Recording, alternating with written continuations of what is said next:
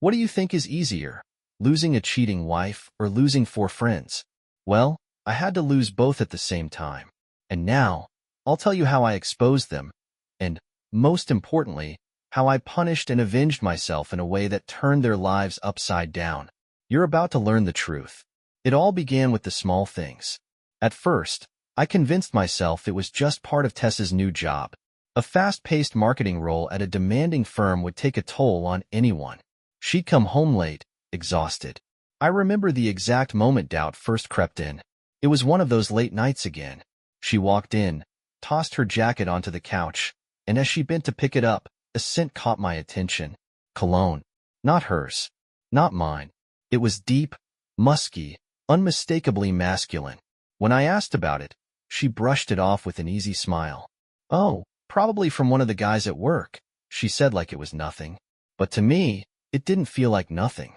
Then came the Friday night that changed everything. She told me, once again, that she'd be working late. So, I decided to surprise her. I picked up Thai food from her favorite place, the one she used to beg me to stop at when we first started dating. The smell of spicy basil chicken filled the car, making my stomach growl as I drove across town to her office. When I arrived, her car was right where it always was, parked neatly in its usual spot. But the office lights on her floor were dim. I waited, telling myself she was just finishing up an email or wrapping up a last-minute task. But as the minutes stretched into an hour, she still hadn't appeared. Then, I saw her. Tessa walked through the lobby doors. But she wasn't alone. A man was beside her. I couldn't make out his face clearly, but I could see the way they moved together. Too familiar. Too close. His hand brushed against the small of her back as they stepped into the night air. She laughed at something he said. A carefree, effortless laugh. The kind she used to give me. I froze. My first instinct was to honk the horn, to get out and confront them right there. But I didn't. Instead, I sat in my car. Watching her lean into him, smiling the way she used to smile at me, was like a knife twisting in my gut. That night, when she finally came home, I pretended to be asleep. I lay still, my back turned as she slipped into bed beside me. I stared at the ceiling, my mind spinning in endless circles. Who was he? Just a coworker? Was I overthinking this? Or had I just witnessed the proof of something I'd been too afraid to acknowledge? The next morning, I woke before her, as usual.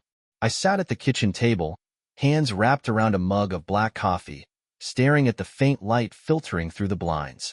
I told myself I needed more than suspicion. I needed proof, something undeniable. Because if I confronted her now, and I was wrong, it could shatter everything we had built.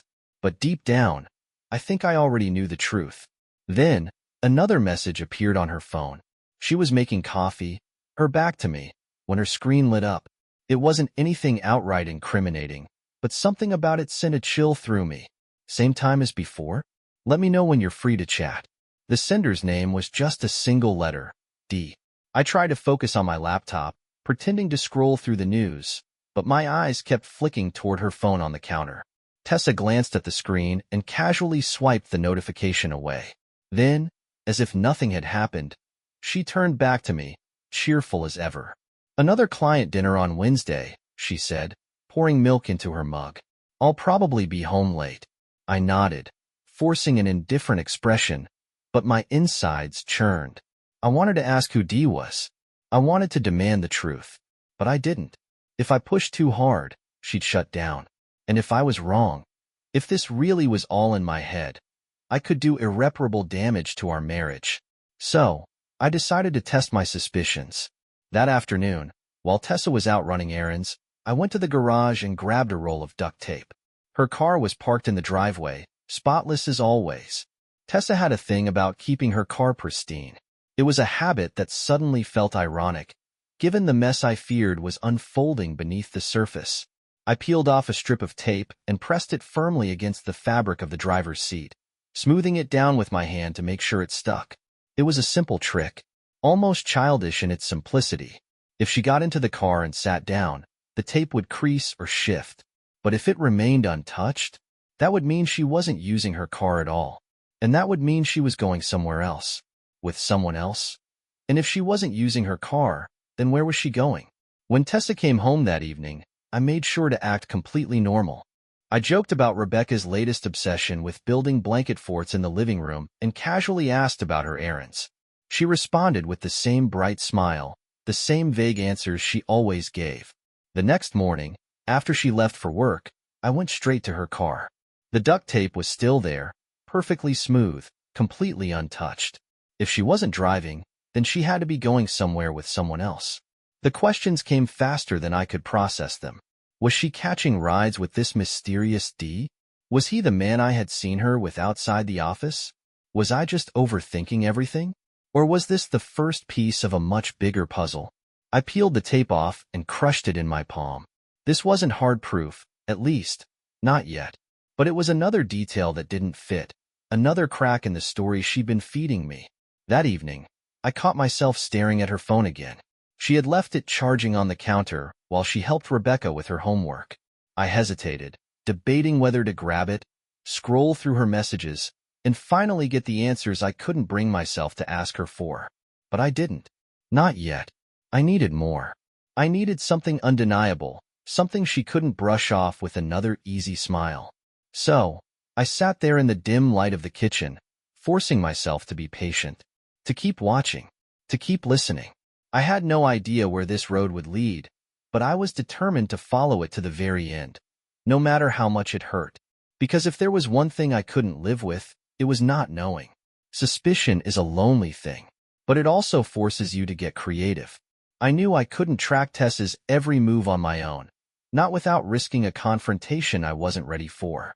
That's where my friends came in. Terry, Clark, Blake, and Neville. I had known them for years.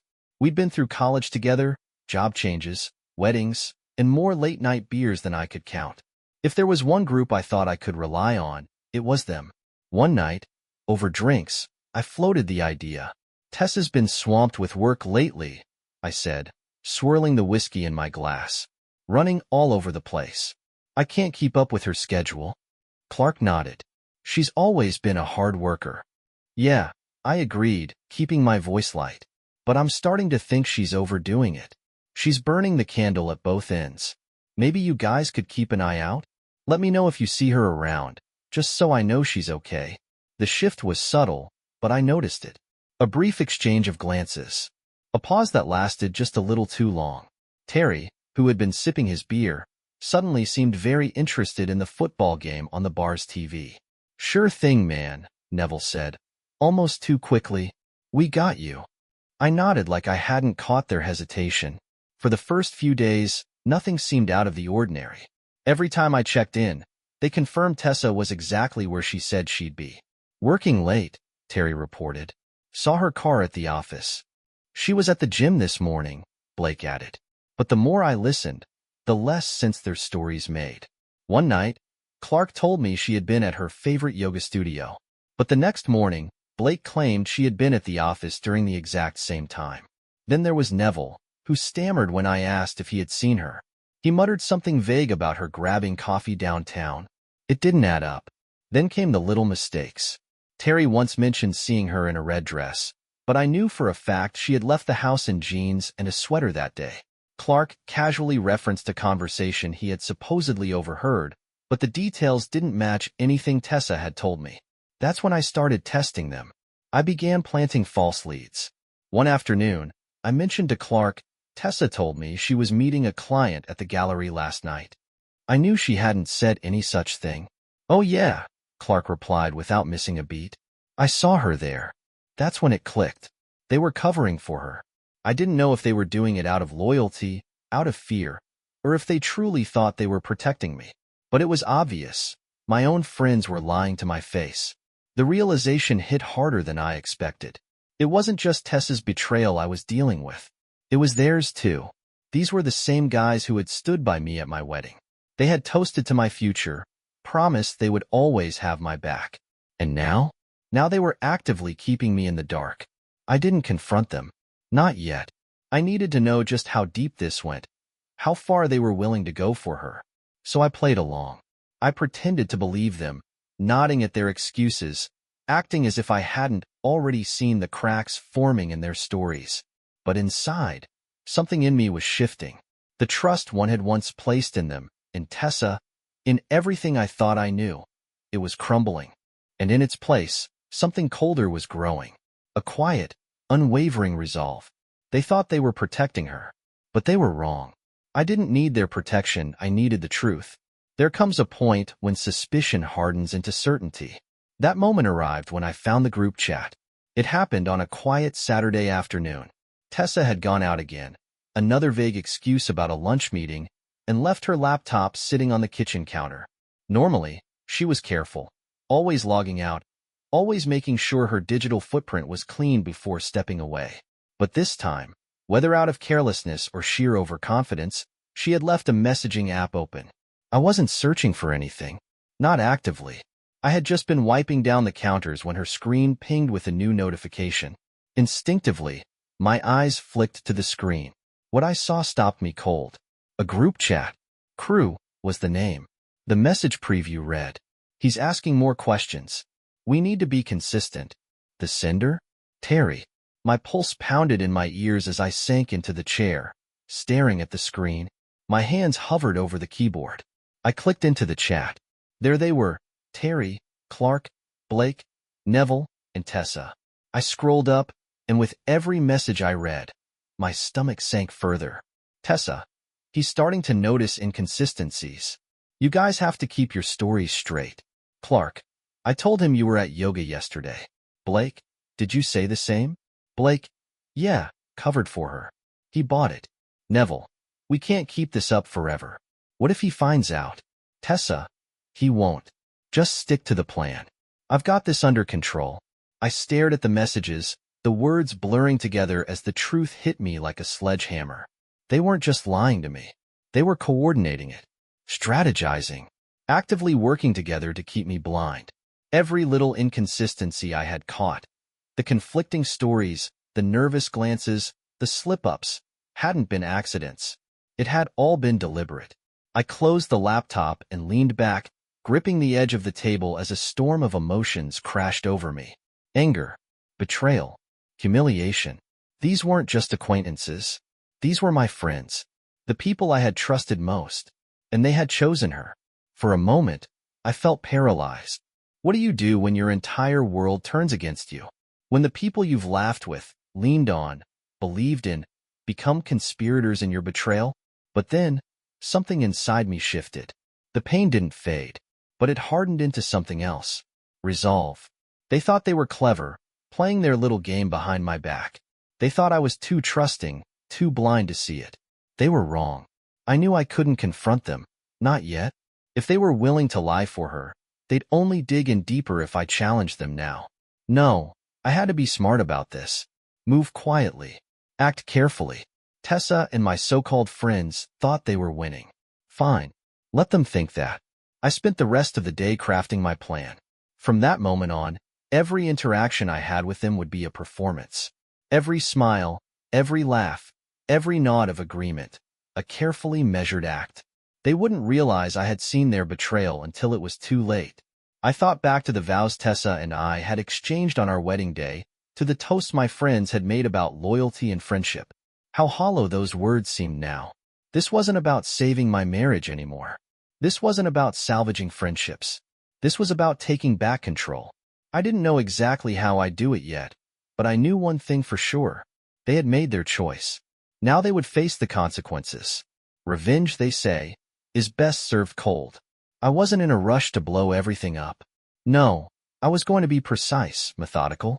Every move had to be calculated, deliberate. And the first step? Divide and conquer. If my so-called friends had chosen sides, I needed to make sure they were fighting on two fronts, one they could see and one they never saw coming. That's where Alice and Millie came in. Alice, Terry's wife, was my first target. She and I had always gotten along, but we were never particularly close. And that worked in my favor. There was no deep trust to break, no suspicion to overcome. It was easy to find an excuse to visit. Terry had borrowed one of my tools months ago and had conveniently forgotten to return it. So, on a quiet Saturday afternoon, I showed up at their door.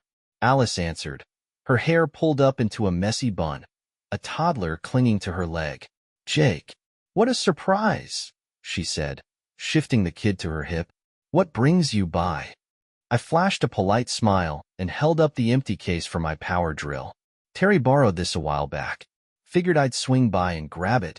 She sighed, rolling her eyes. Of course he did. Come on in. I'll get it for you. As I stepped inside, I took in my surroundings. Toys were scattered across the floor. A basket of unfolded laundry sat on the couch. The scent of coffee lingered in the air. It was a normal, messy, lived-in house. But normal didn't mean innocent. I wasn't just here for my drill. I was here to find the cracks. And once I found them, I would break them wide open. The scene felt eerily familiar. It reminded me of Tessa and Rebecca in the early days, before everything started falling apart. The quiet moments, the feeling of family, before the lies, before the doubt. When Alice returned with the drill, I let my voice drop slightly. You holding up okay? She hesitated, clearly caught off guard by the question. Yeah, why? I gestured around the room. I know how busy life gets with little ones running around. And Terry's been working crazy hours, hasn't he? She sighed, sinking onto the couch. You have no idea. Some days, it feels like I'm doing this on my own. There it was, the crack I needed. Over the next hour, we talked. I didn't push, didn't pry. I just listened. She vented about how distant Terry had been, how he was always busy with work, but never seemed to have time for her or the kids. I made sure to sprinkle in just enough of my own frustrations to create a sense of camaraderie. And by the time I left, Alice wasn't just venting. She was questioning. Why did Terry always have time for his friends, but not for her? Why did he seem so evasive when she asked where he had been? I knew I had planted a seed. Next was Millie, Clark's wife. She was different from Alice, more reserved, more private. But she had one thing in common with her, a husband who thought he could keep secrets. I called her under the pretense of planning a surprise for Tessa. I'm trying to organize something for her birthday, I said. Thought maybe you'd have some ideas. Tessa's birthday isn't for months, Millie replied, suspicion creeping into her voice. I know, but I figured it'd be fun to brainstorm early, I said, laughing lightly. Besides, it's been ages since we caught up. That softened her. She agreed to meet for coffee. At the cafe, I took my time. I asked about her kids, her job, her latest yoga retreat. I built the conversation carefully, making sure she felt comfortable. Then, when the moment was right, I brought up Clark. How's he holding up? He's been so busy lately. Millie frowned, stirring her latte. He's fine, I guess. Why? Just wondering, I said casually. Tessa mentioned he's been helping Terry with something after work. They've been keeping pretty tight schedules. Her stirring slowed. He didn't tell me that. I shrugged, acting as if it were no big deal. Maybe I misunderstood. And I left it at that. The human brain hates unanswered questions. I had just handed her a puzzle piece she couldn't place, and now, she'd be desperate to find where it fit. I wasn't lying to Alice or Millie. Not really. I was just giving them context they had never been given before. And I wasn't doing this purely out of spite. These women had been dragged into the same web of lies I had. They deserved the truth, even if it came slowly, piece by piece. By the end of the week, I had spoken with both of them again. Late one night, Alice texted me. Terry says he's working late again, but he's not answering his phone. Something feels off. The next morning, Millie called me, her voice tight with emotion. I asked Clark about helping Terry. He said it was no big deal, but he looked guilty. I played the part of the sympathetic friend, offering them the patience and understanding I had wished someone had given me. And as they opened up more, the picture became clearer. Tessa and my so-called friends hadn't just betrayed me. They had built an entire system of lies. And now, that system was crumbling. Alice and Millie were starting to see it too. I knew I couldn't rush things.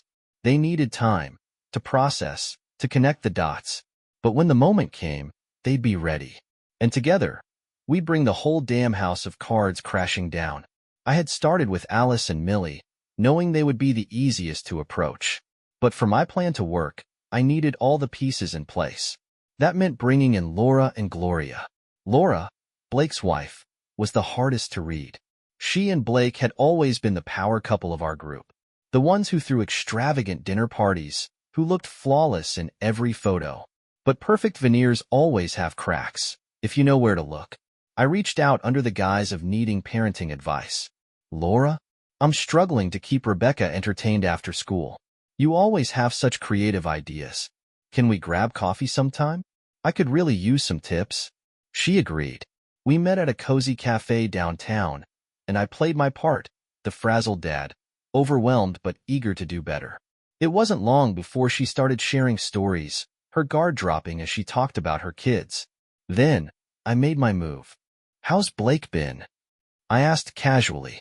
Her smile faltered. Busy. Always busy. You know how he is. I nodded, leaning in slightly.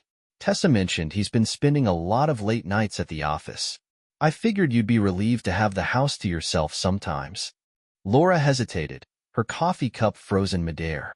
He has, she said slowly. But sometimes I wonder if he's really at the office. Her eyes locked onto mine, searching. I didn't confirm or deny. I let silence do the work. People fill silence when they're uncomfortable, and Laura was no exception. She started talking, opening up about the growing distance between her and Blake. About his vague answers, his sudden work trips. By the time we finished our coffee, she wasn't just confiding in me. She was questioning everything Blake had told her. Gloria was different. She wasn't married to Neville yet, but they were planning their wedding, and her loyalty to him was still strong. I needed a different approach. I invited her to lunch under the pretense of helping her plan the reception. Tessa's great at organizing events, I said, but I'd love to pitch in. Neville's like a brother to me, after all. She beamed, clearly flattered. Over lunch, I let her talk, describing every detail of their upcoming wedding. She was excited, so sure of the future they were building together.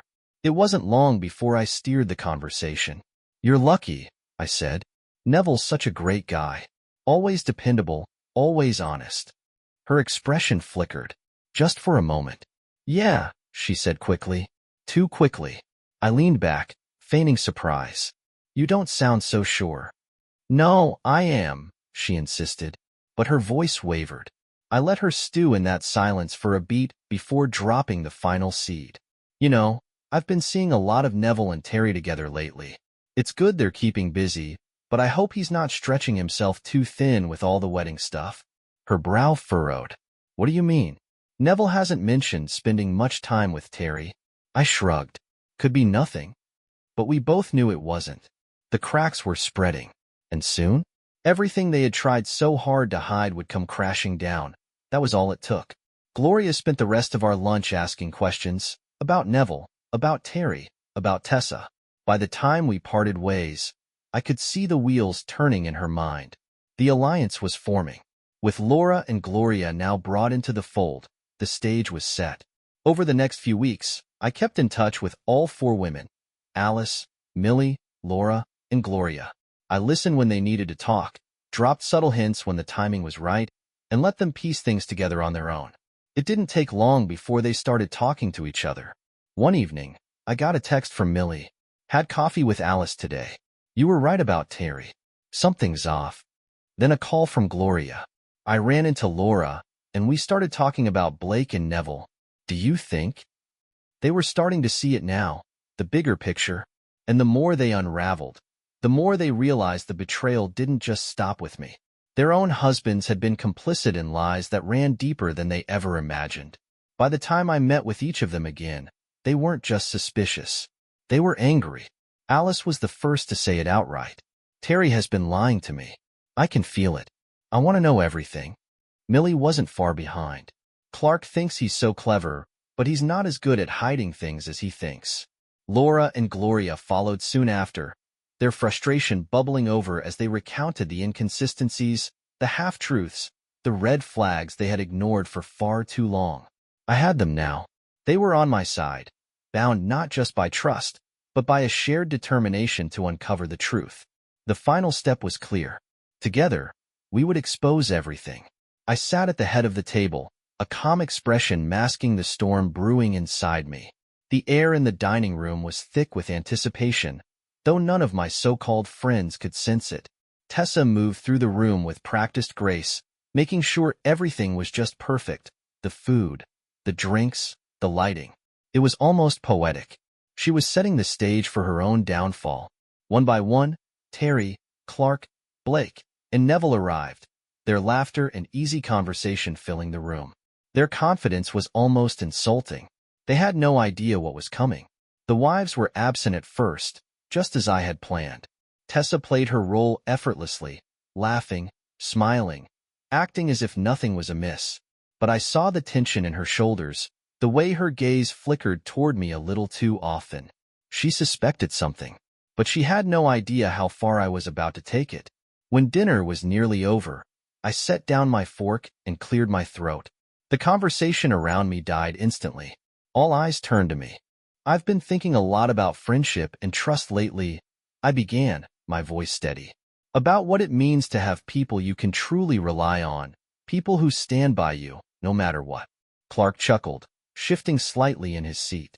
Getting philosophical on us, Jake? I smiled faintly.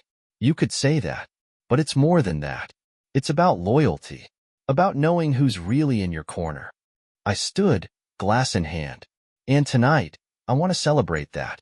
To honor the people who have shown me what true loyalty looks like.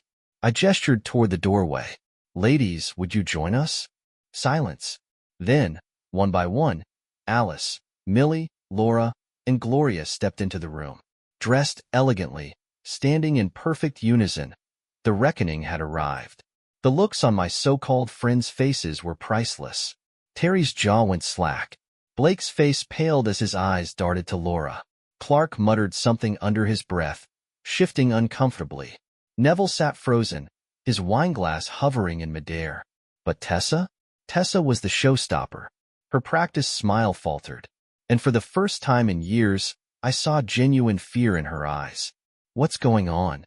Terry finally managed to croak, his voice unsteady. I let the silence stretch before setting down my glass. This dinner isn't just a celebration, I said, my voice sharp now. It's also about truth. Tessa's voice broke in, trembling. Jake, what are you talking about? I met her gaze head-on, unflinching. I'm talking about you, Tessa.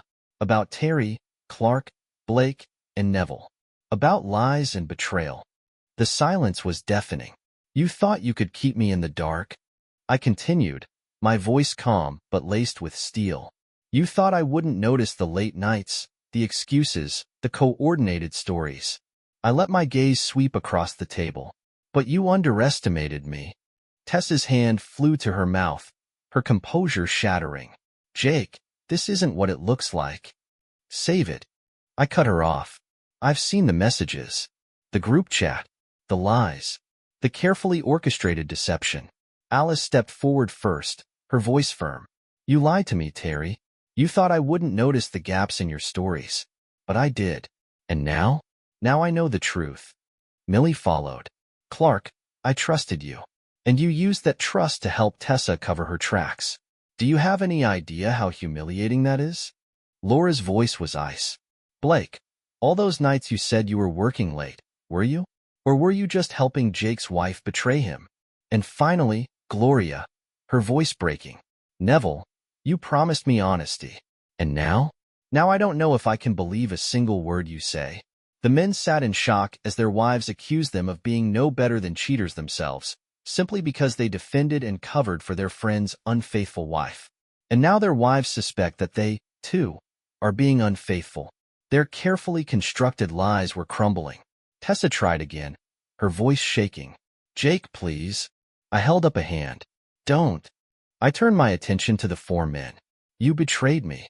You lied to my face, again and again. And for what? To protect her? To protect yourselves? You didn't just stab me in the back. I took a step forward. You twisted the knife. The room pulsed with unspoken truths and buried regrets. Tessa sank into her chair, her head in her hands. The men sat in defeated silence. The truth was out. The charade was over. And this was just the beginning. You're blowing this out of proportion. Tessa shouted, her voice shaking with anger. Do you even understand what this will do to Rebecca? To our family? I let out a bitter laugh. Our family? I repeated, shaking my head. You tore this family apart the moment you decided to betray me. Tessa wasn't one to back down easily. She hired a lawyer of her own and fought like hell to defend herself. She tried to spin the financial discrepancies as business investments. She painted her infidelity as a symptom of a neglected marriage. But my lawyer Naomi was relentless. In court, she laid everything bare. The group chat messages were displayed on the courtroom screen, each one a damning piece of evidence showing how Tessa and my so-called friends had conspired to deceive me. Photos of her with the man I had seen outside her office, D, were submitted, making it impossible for her to deny the truth. Bank statements revealed the money she had funneled away into secret accounts. Recordings captured her own words, admitting, in no uncertain terms, to what she had done. Tessa's lawyer scrambled, trying to argue that the evidence had been obtained unfairly. But the judge wasn't buying it. This is a clear pattern of deceit and misconduct, he stated, his tone leaving no room for argument. Mr. Edwards has not only proven infidelity but also financial impropriety that has harmed him and their family. The ruling was swift. I was granted full ownership of the house. I retained the majority of our shared assets. Tessa was ordered to repay the funds she had diverted and cover all court fees. But the most important ruling of all? I was awarded primary custody of Rebecca. The court had seen enough evidence to determine that Tessa's reckless choices and unstable behavior made her unfit to be Rebecca's primary caregiver. Tessa sat there, her face pale, her lips slightly parted as the judge delivered the verdict. For the first time, she had no excuses, no clever retorts, no way to spin the truth. The weight of her own actions had finally caught up with her. As we left the courthouse, my lawyer Naomi clapped me on the back. "That went better than expected," she said. "You've got your life back, Jake. Now it's up to you to decide what to do with it." I nodded, feeling a strange mix of relief and sadness. Winning in court didn't erase the pain of what had happened, but it was a step forward. Winning in court wasn't enough. I needed to restore my name, to set the record straight. Tessa had spent years curating her image, a sharp, ambitious professional, a devoted wife, a loving mother. And behind my back, she had spun lies, turning people against me, playing the victim, making me look like the inattentive husband. "It's Jake," she told anyone who would listen. "He's bitter. He's trying to ruin my life because I left him." But the evidence spoke louder than her lies. The final blow came during a neighborhood barbecue. Tessa showed up, uninvited. People noticed immediately. Conversations paused. Eyes flickered toward her, then away, as if unsure what to do. She tried to act normal, plastering on that same, confident smile. But something had changed. The murmurs started. Some turned their backs. Others kept their distance. Tessa wasn't welcome anymore. She approached a group, forcing a laugh. "Come on, guys. Are we seriously going to let Jake's bitterness ruin years of friendships?" Silence. Then, Carmen, the same woman who had once defended her, spoke up. "No, Tessa. You did that all by yourself?" Tessa's smile faltered. For the first time, she truly understood. She had lost. Not just in court, not just in our marriage. She had lost everything. Tessa had built her life on lies and manipulation. And now, she was finally reaping what she had sown. I hadn't planned on confronting her that night, but fate had other plans. She moved through the crowd, awkwardly trying to rekindle conversations with people who now kept her at arm's length. I saw Gloria and Millie exchanging glances. Gloria leaned in and murmured, "It's time, Jake." I nodded. Taking a slow breath, I walked toward Tessa. "I think everyone here deserves to know the truth, Tessa," I continued, my voice calm but firm. "You've spent months telling your side of the story. Maybe it's time they heard mine." Before she could speak, I turned to the gathered crowd. "Tessa has been telling people that I'm bitter, that I've been trying to hurt her out of spite." I let the weight of my words settle. But the truth is, she betrayed me. And not just me. She betrayed the trust of everyone who cared about her. I pulled out my phone and showed them the proof. The group chat, where she and my so-called friends had plotted against me. Photos of her secret meetings with D. Financial records, revealing how she had diverted our money. A ripple of gasps spread through the crowd. I looked at the stunned faces around me. I don't share this lightly, I said, but I think you all deserve to know who you're really dealing with. Tessa's face flushed with panic. No one rushed to her defense. No one stood by her side. For the first time, Tessa was truly alone. Over the next few weeks, Tessa's fall from grace became undeniable. Colleagues distanced themselves, wary of associating with someone whose professional ethics were now questionable. Friends who had believed her lies quietly severed ties. At work, whispers of her financial misconduct circulated, turning her from a respected professional into a liability. Meanwhile, my own reputation slowly began to recover. People reached out, some apologizing, others expressing their regret for believing her lies. Terry and Alice's marriage was over. The cracks had been there for years, but my revelations sealed their fate. Alice moved out, taking the kids with her. Last I heard, Terry was living in a dingy apartment, drowning his sorrows in cheap beer. Clark never saw it coming. Millie had always been quiet, but once she learned the truth, she filed for divorce without hesitation. Clark was left reeling. Blake and Laura were still together, for now. But Laura wasn't the same. She made it very clear that their marriage was hanging by a thread. Blake's desperate attempts to smooth things over only made her angrier. Neville? Gloria called off the engagement. She told me later, I can't marry someone who betrayed his closest friend so easily. He could do the same to me at any moment. Neville begged her to reconsider. But Gloria knew her worth, and she walked away. As the sun dipped below the horizon, a sense of peace settled over me. The game was over, and I was finally free. Rebecca ran up to me, beaming. Daddy, look, I made you a picture. She held up a crayon drawing, the two of us standing under a bright sun, holding hands. I smiled, pulling her into a hug. It's perfect, I said, and as I looked at Rebecca's bright, innocent face, I knew I had left the pain and betrayal behind for good.